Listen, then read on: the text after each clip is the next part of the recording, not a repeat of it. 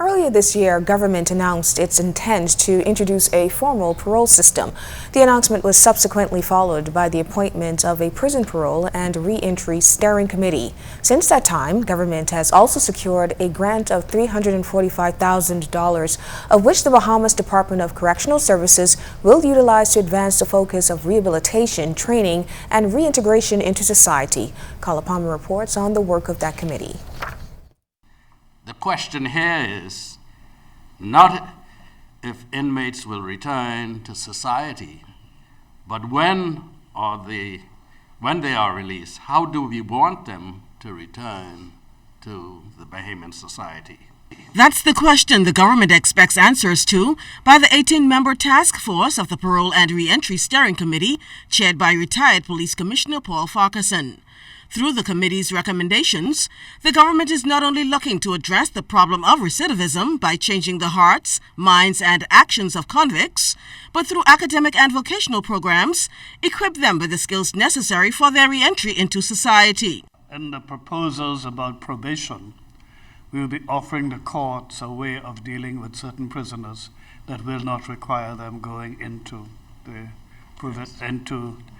prison. That's co-chairman of the committee, retired Anglican Bishop Drexel Gomez.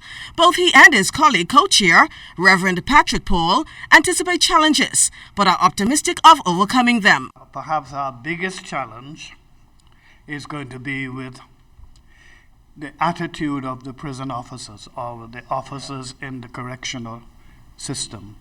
Most of them have been there a long time and have been functioning on one particular emphasis, and they are now being required to shift and to have a different approach. The greatest struggle we're going to have is with the community at large, having been forever, as it were, being a punitive system and just believing outright punishment. Committee officials note that 95% of inmates presently incarcerated will return to society in the next 10 years.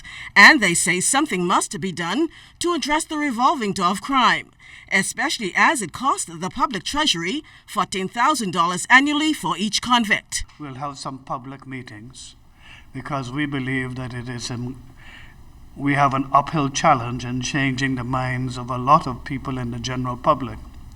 Because when you go to jail, you go to jail. Officials have 6 months to present their recommendations to the government, and committee members say their report will be completed on time. Carla, ZNS Network News.